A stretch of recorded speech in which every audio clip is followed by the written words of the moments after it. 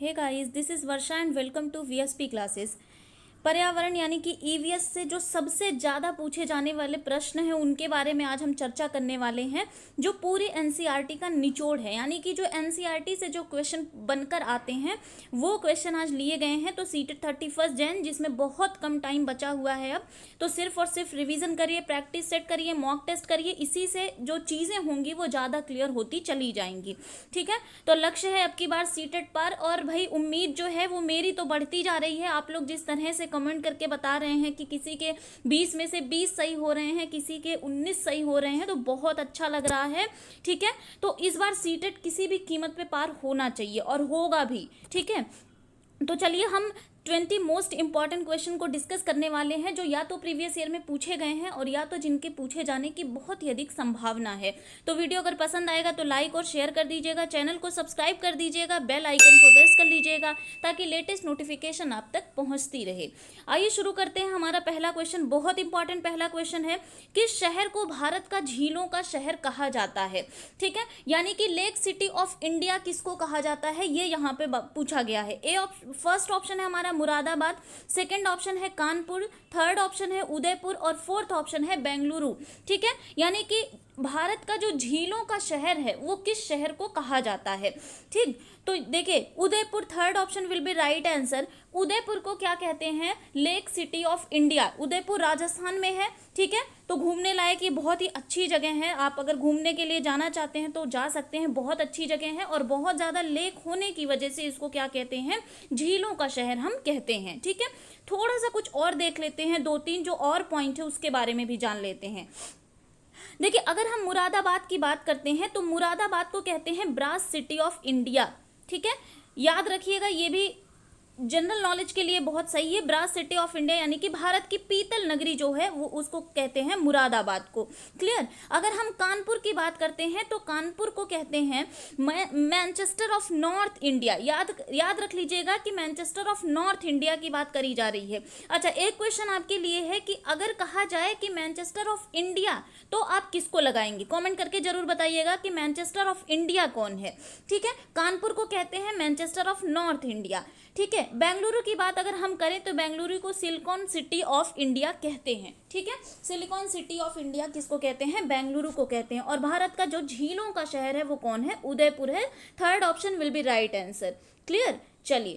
चलिए second number question की बात करते हैं। भूकंप की तीव्रता को रिकॉर्ड करने के लिए कौन सा उपकरण प्रयोग करते हैं। ठीक है, देखिए यहाँ पे रिकॉर्ड एक बात आ गई, दो चीजें हैं, दोनों बहुत कंफ्यूजन क्रिएट करते हैं। यहाँ आपसे पूछा गया है कि कौन सा इंस्ट्रूमेंट है जो इंटेंसिटी को रिकॉर्ड करता है। ठीक है, तो रिकॉर्ड करने की बात हो गई। तो रिएक्टर स्केल की अगर हम बात करें तो रिएक्टर स्केल बताता है कि कहाँ कितना भूकंप आया है, इतना रिएक्टर स्केल भूकंप यहाँ आया है, यहाँ नहीं आया है। लेकिन सिस्मोग्राफ जो है वो भूकंप की तीव्रता को रिकॉर्ड करने वाला एक यंत्र होता है, एक इंस्ट्रूमेंट होता है। ठीक है, और भूकंप का अध्ययन करने वाले को क्या कहते हैं, सिस्मोग्राफी कहते हैं। ठीक है, तो दो चीजें हो गई, तो यहाँ सेकेंड ऑप्शन राइट आंसर हो जाएगा। सिस्मोग्राफ जो है वो भूकंप की तीव्रता को रिकॉर्ड करने वाला एक यंत्र है। क्लियर। ठीक है, और जो ये कार्डियोग्राफ आप लोग देख रहे हैं ये दिल की धड़कन को बताता है। ठीक है, कार्डियोग्राफ दिल की धड़कन को बताता है। क्लियर। चलिए नेक्स्ट क्वेश्चन पे चलते हैं। प्लेग एक है, प्लेग क्या है, जीवाणु जनित रोग यानी बैक्टीरियल रोग है। सेकेंड ऑप्शन है विषाणु जनित रोग यानी कि वायरल रोग है। थर्ड है कवक जनित रोग यानी फंगल रोग है, या फिर प्रोटोजोआ रोग है। एक रोग से एक क्वेश्चन जरूर आता है ईवीएस में कि प्लेग, यहाँ प्लेग पूछा जा रहा है। देखिए सबसे पहले प्लेग की बात करते हैं तो ये चूहों से फैलता था। ठीक है, ये और कौन से चूहे से फैलता था, ब्लैक चूहे से फैलता था, काले चूहों से फैलता था। ठीक है, और इसीलिए इससे इतनी ज़्यादा मृत्यु दर बढ़ गई थी, इसलिए इसे कहीं कहीं ब्लैक डेथ के नाम से भी जाना जाता है। काले चूहों की वजह से फैलता था इसलिए इसको ब्लैक डेथ भी कहते हैं। तो ये किससे होता है, प्लेग क्या है, एक बैक्टीरियल डिजीज है यानी कि जीवाणु जनित रोग है। तो ऑप्शन फर्स्ट जो होगा ये राइट आंसर हो जाएगा। प्लेग क्या है, एक बैक्टीरियल रोग है यानी जीवाणु जनित रोग है। चलिए नेक्स्ट क्वेश्चन पे चलते हैं। लिग्नाइट, विटुमिनस और एंथ्रेसाइट ये विभिन्न प्रकार के क्या हैं, यानी कि ये तीन नाम आपको दिए गए हैं, लिग्नाइट, विटुमिनस और एंथ्रेसाइट, ये क्या हैं। फर्स्ट ऑप्शन है प्राकृतिक गैस है ये। सेकेंड ऑप्शन है बायोगैस है, थर्ड ऑप्शन है कोयला है, या फोर्थ ऑप्शन है परमाणु ईंधन। ठीक है, यहाँ आपको बताना है कि ये हैं क्या, ये तीन नाम जो आपके दिए गए हैं आपको बताना है कि ये किसके टाइप हैं, किसके प्रकार हैं। ठीक है, तो देखिए लिग्नाइट और विटुमिनस और एंथ्रेसाइट जो हैं ये कोयले के प्रकार हैं, तो third option will be right answer, कोयले के प्रकार हैं। और आपको बता दें कि इसमें से जो एंथ्रासाइट है, ठीक है, एंथ्रासाइट जो है वो सबसे अच्छा कोयला माना जाता है, क्योंकि इसमें कार्बन जो होता है वो सबसे ज़्यादा मात्रा में होता है। तो ये भी याद रखिएगा कि एंथ्रासाइट जो होता है वो सबसे अच्छा कोयला माना गया है, क्योंकि इसमें जो है कार्बन की मात्रा बहुत ज्यादा पाई जाती है। क्लियर, चलिए नेक्स्ट क्वेश्चन पे चलते हैं। प्रोजेक्ट टाइगर की शुरुआत भारत में किस वर्ष हुई थी? बहुत इंपॉर्टेंट क्वेश्चन है, पूछा गया है सीटेट में, प्रोजेक्ट टाइगर की शुरुआत किस वर्ष भारत में हुई थी, ये बताना है आपको। फर्स्ट ऑप्शन है 1972 में, सेकेंड ऑप्शन है 1973 में, थर्ड ऑप्शन है 1981 में, और फोर्थ ऑप्शन है 1986 में। ठीक है, प्रोजेक्ट टाइगर की शुरुआत कब की गई थी? ठीक, तो देखिए यहाँ पे सेकंड ऑप्शन राइट आंसर हो जाएगा। 1973 में क्या हुआ था, प्रोजेक्ट टाइगर की शुरुआत की गई थी, कहाँ पे? भारत में। और इसका एक उद्देश्य क्या था, यानी किस लिए किया गया था? तो एक तरीके से ये टाइगर को प्रोटेक्ट करने के लिए इसकी शुरुआत की गई थी। तो याद रखिएगा कि प्रोजेक्ट टाइगर की शुरुआत 1973 में की गई थी। क्लियर, चलिए नेक्स्ट क्वेश्चन पे चलते हैं। दुनिया में सबसे ज्यादा खारा पानी कहाँ पाया जाता है? ये बहुत इंपॉर्टेंट क्वेश्चन है। दुनिया में सबसे खारा पानी किस सागर में पाया जाता है, ये पूछा जा रहा है आपसे।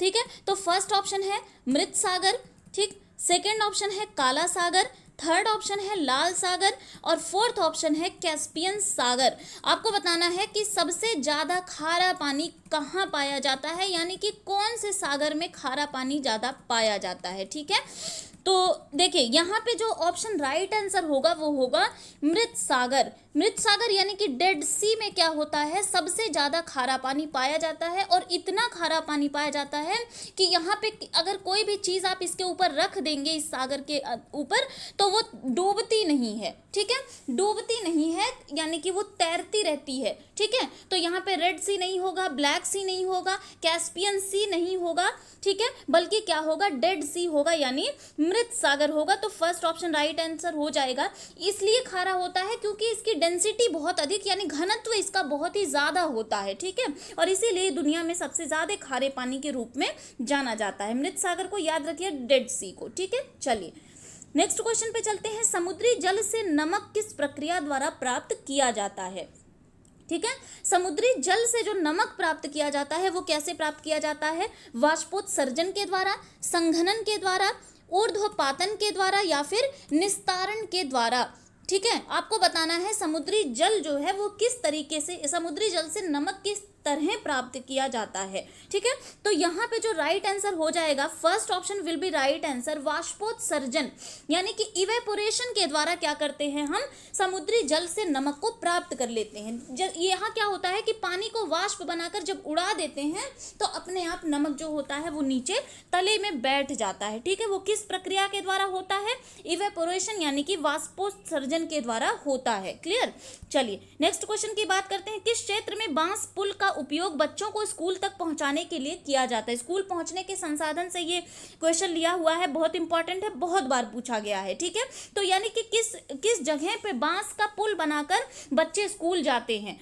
अरुणाचल प्रदेश में, आसाम में, नागालैंड में और केरल में। ठीक है, तो उम्मीद करती हूँ कि ये क्वेश्चन तो सबको पता होगा। सेकंड ऑप्शन राइट आंसर हो जाएगा। आसाम में क्या करते हैं कि बांस के पुल बनाकर बच्चे जो है स्कूल जाते हैं। इसका कारण क्या है? क्योंकि वहाँ पे बहुत अधिक वर्षा होती है, इसका यही कारण है कि वहाँ पे बांस का पुल बनाकर वहाँ बच्चे स्कूल जाते हैं। क्लियर, चलिए नेक्स्ट क्वेश्चन की बात करते हैं। निम्नलिखित में से कौन सा एक कीटभक्षी पौधा है? कीटभक्षी पौधा आपको बताना है, चमेली, गुड़हल, कुमुदनी या फिर नेपेंथिस। ठीक है, तो देखिए आपको बता दें कि दुनिया के अंदर कुछ ऐसे पेड़ पौधे भी पाए जाते हैं जो कि मांस खाते हैं। ठीक है, और यह पौधे कीड़े मकोड़ों को अपना भोजन बड़ी आसानी से बना लेते हैं। तो एक ऐसा मांसाहारी यानी कीटभक्षी पौधा कौन है? नेपेंथिस है, जो कीट भक्षियों को खा लेता है। ठीक है, यानी कि जो कुछ छोटे मोटे जो कीड़ों को अपना भोजन बनाकर ये खा लेता है, इसे ही घटपर्णी भी कहते हैं हम। और घटपर्णी कैसा है? एक मांसाहारी पौधा होता है। क्लियर, चलिए नेक्स्ट क्वेश्चन पे चलते हैं। निम्नलिखित में से सुनामी आने के क्या कारण है, यानी सुनामी क्यों आता है आपको ये बताना है, ठीक है। तो बहुत बड़ी मछली के कारण सुनामी आता है, या फिर पिघलता हुआ ग्लेशियर के कारण आता है। थर्ड ऑप्शन है समुद्र तल में भूकंप आता है इसलिए आता है, या फिर उपरोक्त सभी। तो देखिए फर्स्ट ऑप्शन तो अपने आप गलत हो गया, कट हो गया, क्योंकि बहुत बड़ी मछली के कारण थोड़ी सुनामी आता है, ठीक है।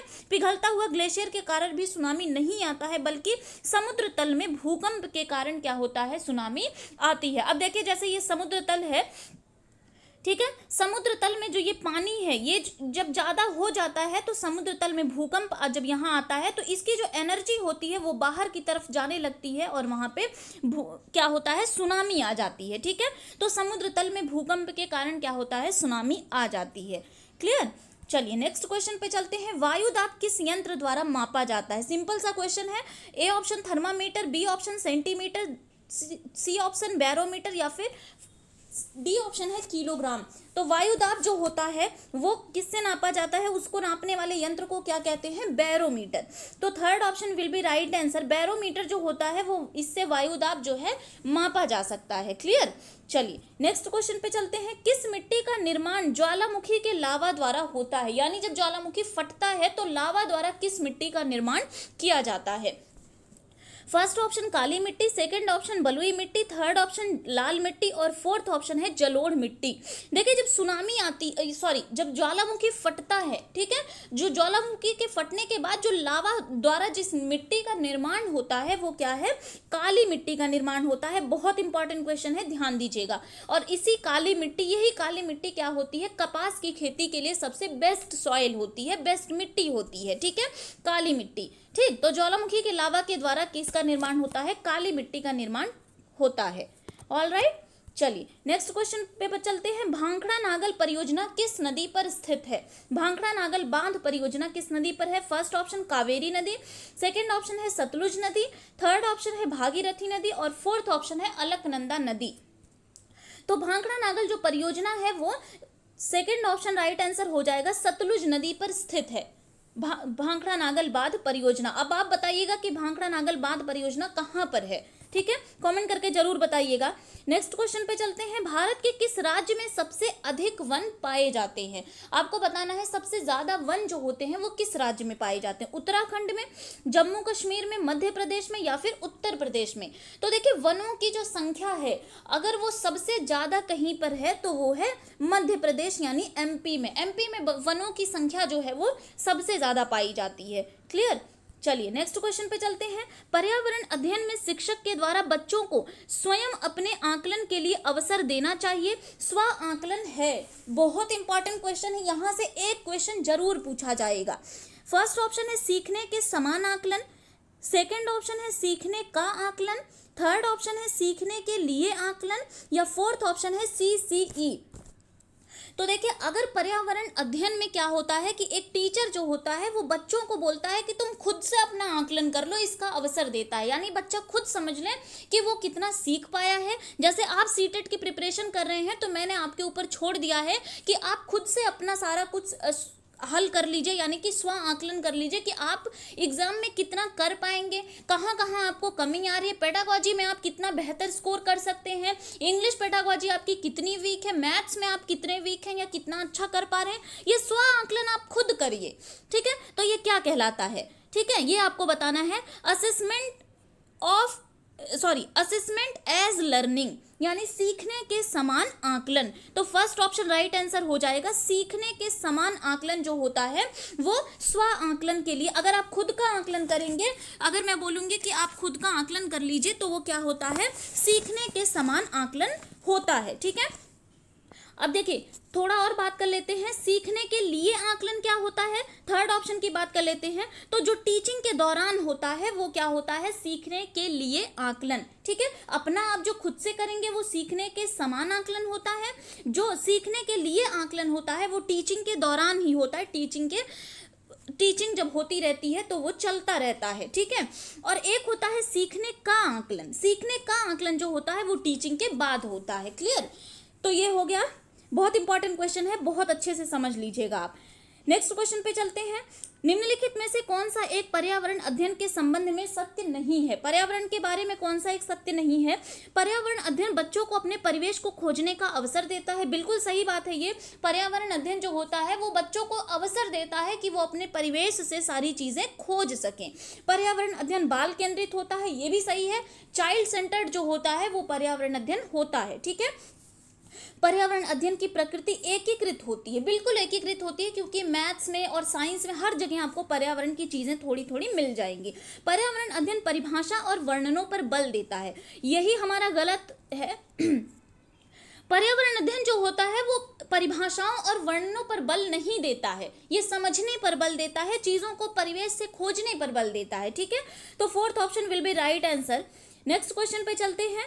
निम्नलिखित में से कौन सा वर्तमान पर्यावरण अध्ययन पाठ्यक्रम के 6 मुख्य थीमों में से एक नहीं है? ध्यान रखिएगा आप लोग कि पर्यावरण अध्ययन का जो थीम होता है वहां से भी क्वेश्चन पूछ लिया जाता है। ठीक है, तो 6 थीम पर्यावरण में मुख्य जो मेन थीम जो है वो 6 प्रकार के हैं। तो इनमें से 4 ऑप्शन में से आपको बताना है कि कौन सा मेन थीम में नहीं होता है। ठीक है, फर्स्ट ऑप्शन है आवास, सेकेंड ऑप्शन है भोजन, थर्ड ऑप्शन है काम और खेल, और फोर्थ ऑप्शन है हम चीजें कैसे बनाते हैं। तो आपको बताना है इनमें से कौन सा ऑप्शन जो है वो मुख्य थीम में से नहीं होता है। तो ध्यान दीजिएगा, जो थर्ड ऑप्शन होगा वही हमारा राइट आंसर हो जाएगा। काम और खेल यानी कि वर्क एंड प्ले जो होता है ये मेन थीम नहीं है, बल्कि ये क्या है, सब थीम है। ठीक है, ये सब थीम के अंतर्गत आता है, काम और खेल यानी वर्क एंड प्ले। ठीक है, तो मुख्य जो थीम होती है और जो सब थीम है उसके बारे में आइए थोड़ा सा देख लेते हैं, क्योंकि बहुत इंपॉर्टेंट है। देखिए, सबसे पहले है फर्स्ट जो है वो फैमिली एंड फ्रेंड्स है, यानी कि पहली जो थीम है वो ये है परिवार और मित्र। सेकंड है वाटर, थर्ड है ट्रेवल, फोर्थ है फूड, और फिफ्थ है शेल्टर, और सिक्स है things we make and do. ठीक है, लेकिन फैमिली एंड फ्रेंड्स की जो सब थीम है वो ये है रिलेशनशिप्स है, वर्क एंड प्ले है, एनिमल्स है एंड प्लांट्स है। ठीक है, तो आपसे क्या पूछा गया था कि सब थीम कौन, इसमें से मुख्य थीम कौन सी नहीं है, और आपका ये वाला ऑप्शन वर्क एंड प्ले। ठीक है, यानी कि काम और खेल जो होगा वो मुख्य थीम नहीं है, बल्कि क्या है, सब थीम है। क्लियर? चलिए, निम्नलिखित में से त्योहारों के उस समूह को बताइए जिन्हें पूर्णिमा के दिन मनाया जाता है। यानी कि त्योहार, ऐसा कौन कौन सा त्योहार है जो पूर्णिमा के दिन मनाया जाता है? फर्स्ट ऑप्शन में है दिवाली, महाशिवरात्रि, गुरु नानक जयंती। सेकंड में है दिवाली, गुरु नानक जयंती, रक्षाबंधन। थर्ड में है होली, रक्षाबंधन या गुरु नानक जयंती। ठीक है, और फोर्थ में है होली, महाशिवरात्रि और बुद्ध जयंती। तो देखिएगा, होली, ठीक है, और रक्षाबंधन और गुरु नानक जयंती, यानी कि third option will be right answer. ये तीनों ऐसे त्योहारों की श्रेणी में आते हैं जो पूर्णिमा के दिन मनाया जाता है। ठीक है, यानी कि होली भी आपकी पूर्णिमा के दिन पड़ती है, रक्षाबंधन भी और गुरु नानक जयंती भी। तो याद रखिएगा।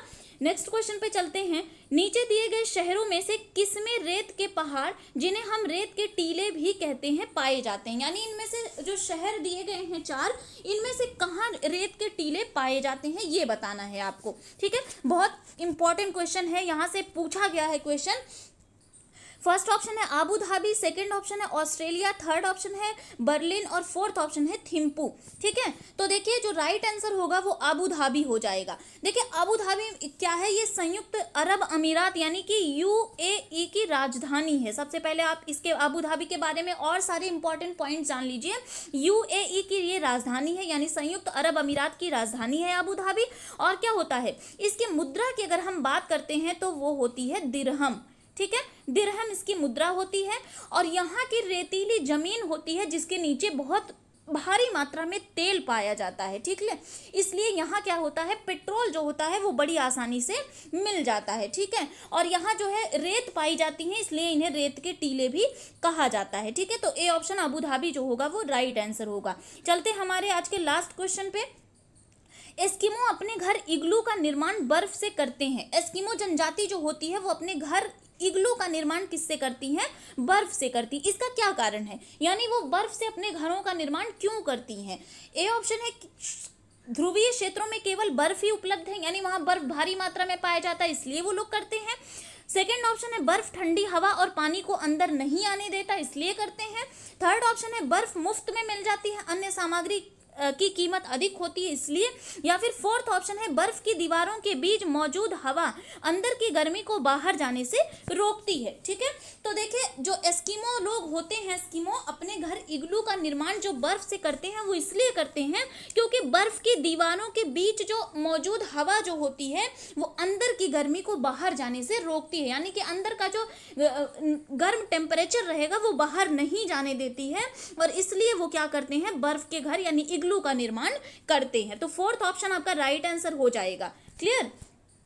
तो ये थे ईवीएस एनसीईआरटी से 20 मोस्ट इंपॉर्टेंट क्वेश्चन जो आपके आने वाले सीटेट परीक्षा के लिए बहुत ही ज़्यादा महत्वपूर्ण है। ठीक है, तो लास्ट में कमेंट करके जरूर बताइएगा कि 20 में से कितने क्वेश्चन आपके सही हुए हैं, और अगर वीडियो पसंद आया होगा तो लाइक और शेयर कर दीजिएगा, चैनल को सब्सक्राइब कर दीजिएगा और बेल आइकन को प्रेस कर लीजिएगा ताकि वीडियो की लेटेस्ट नोटिफिकेशन आप तक पहुँचती रहे। Thank you.